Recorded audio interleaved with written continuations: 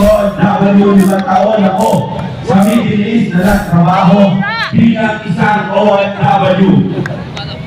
Hindi po ako miyembro. Hinabi ko lang po ngayon, hindi ako miyembro ng INC. Kaya sinabi ko sa akong Islam na nakikisa sa inorganisa ng INC o anumang GIN o anumang grupo na nandirito ngayon dahil may pakialam ako sa kinabukasan ng ating bansa. Kaya kung ikaw ay totoong Pilipino na nagmamahal at may pakialam sa kinabukasan ng ating mga anak, dapat nandito ka ngayon at makiyaho. Masakit man tanggapin ang katotohanan, mga kababayan ko. Unang-una na, ako ay humihingi ng pasensya sa mga uniform personnel dahil makakakal kayo sa sasabihin ko. Bakit? Bakit po? Bakit tayo nagtatanong ka na ito? Napakahirap at napakainit. Pero tayo ngayon, mga kapwa ko Pilipino, ay tumitindig para sa katotohanan ng kinabukasan ng ating bansa. Isa po ako dahil nangarap na maging sundalo. Alhamdulillah, hindi po ako naging sundalo at hindi natupad ang pangarap ko. Bakit? Hindi ako magiging proud na umarap sa inyo ngayon kung ako isang sundalo. Dahil sa ginawa nila kay Tatay Digong. Napakasakit isipin bilang isang Pilipino na pinagkanunuyo ang kapwa nating Pilipino na bigay sa inyo.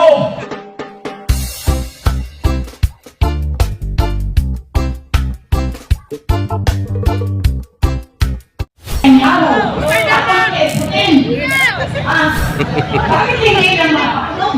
Hindi na mahuli? Kasi, bakit na tayo CC? Bakit na tayo? Wala nang tayo CC. Hindi wala tayo sa akin. Si Marcos, walang kwentang Marcos.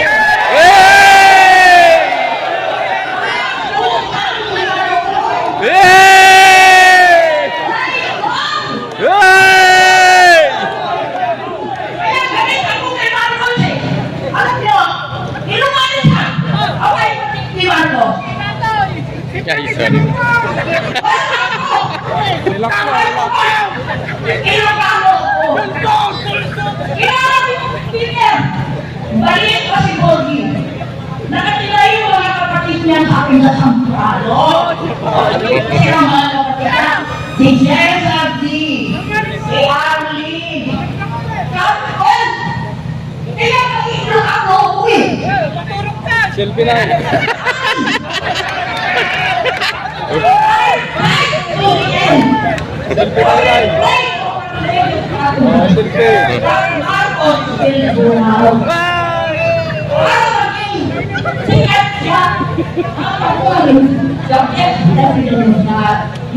Viral to si nanay.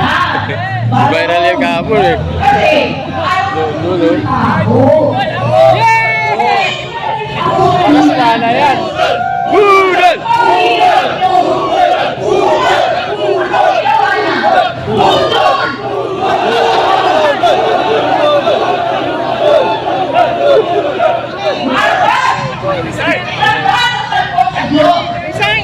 Resign!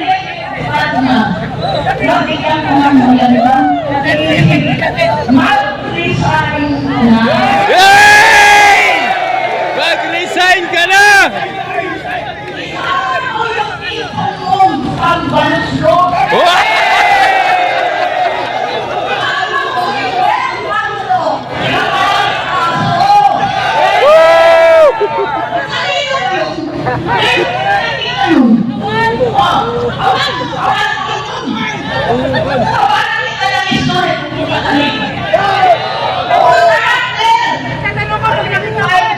Ay,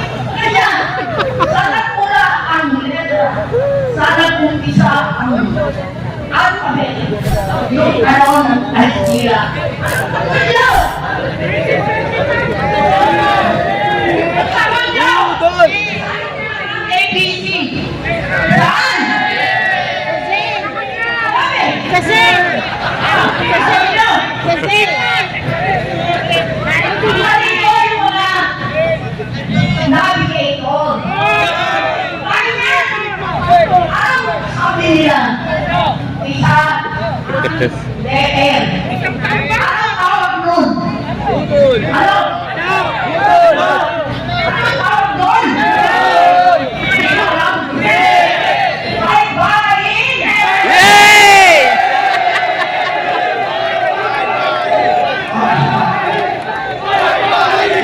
Bye-bye!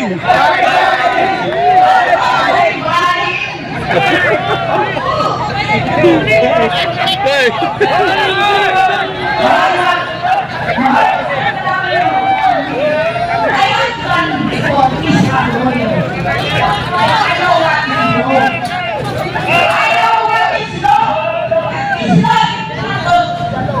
Oh, what is the meaning? No!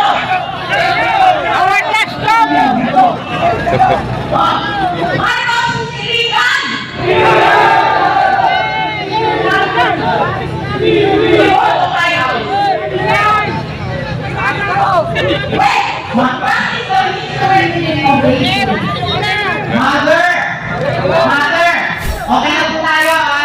Binigyan na kita ng pagkakataon.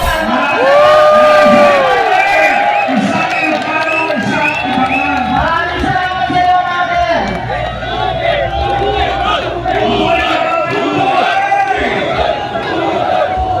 O, ayan, ha? Baka sabihin nyo, unfair, ha? Binigyan na kita ng pagkakataon sa natin ng salita. Ito ngayon. Yung mother, picture kay mother kahapon, trending na ngayon. Yung picture ngayon, bukas trending kayo. Ikaw sa tayo, para sa gusto magsalita. Sino ba gusto magsalita sa inyo? Sino ba? Ikaw, ikaw? Lagi naman. Hindi natin siya mikropono. Pagbabako sa kanta, sinalubong na ako. Ang sasabihin mo mula ang pangalan, Ako sa kabari. Ito kilala ko na saan ka? Dahil sila ako Ang pangalan mo ay? Yung mundo, ano sa Canada. Good afternoon, sir. Sa lahat ng mga kababayan ko na narito ngayon, Ano? Bakit si Confident at Muhammad. Ako ay isang baligisam at nakikiisa sa poong dating OFW 5 taon ako sa Middle East na nagtrabaho bilang isang OFW. Hindi po ako miyembro.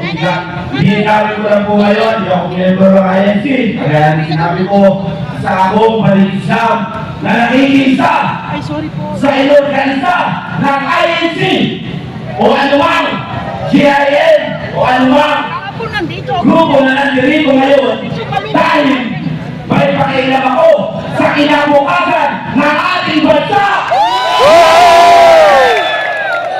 Kaya kung ikaw ay totoong Pilipino na nagmamahal at may pakialam sa kinabukasan ng ating mga anak, dapat nandito ka ngayon para umisak at makinahon. Masakit man tanggapin ang katotohanan, mga kababayan ko. Unang-una na, ako ay humihingi ng pasensya sa mga uniform personnel dahil masasaktan kayo sa sasabihin ko. Bakit? Bakit po? Bakit tayo nagkakaroon ka na ito? Napakahirap at napakainit. Pero tayo ngayon, mga kapwa ko Pilipino, ay tumitindig para sa katotohanan ng kinabukasan ng ating bansa.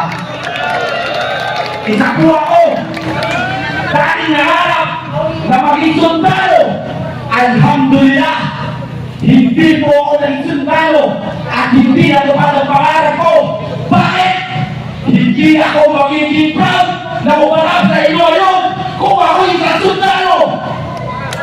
Dahil sa ginawa nila kay Tatay Digong.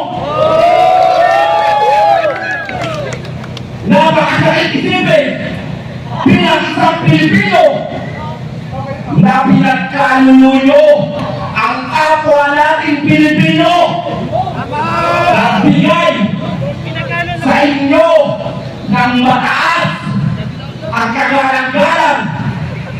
na reputasyon. Matagal na hinuwag sa inyo yun. Pinalik ni Tatay Digong. Pero anong ginawa yun? Pinakulong nyo. Baka wala kayong utang na loob. Pagkatapos, lehit na sweldo nyo.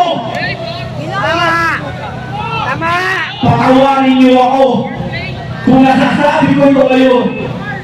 Hindi po bobo at tanga ang mga Pilipino. Proud ako na kita na mga uniform niyo dahil ang mga tino ko kagaya niyo. Pero sa pagkakataon ngayon, idinidipesa niyo ang mga tao nagpapahirap sa mga Pilipino.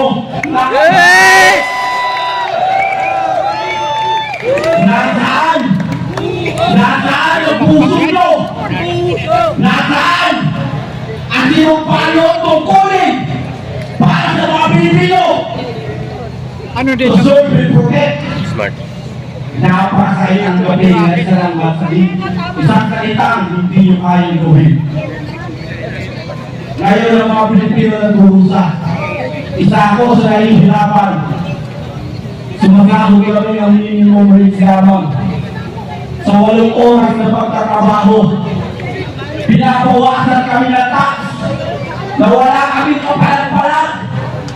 Imbes na yung buwis namin na pupunta sa proyekto, edukasyon para sa kinabukasan ng mga anak natin, nilalakaw ng mga buhayan sa Kongreso.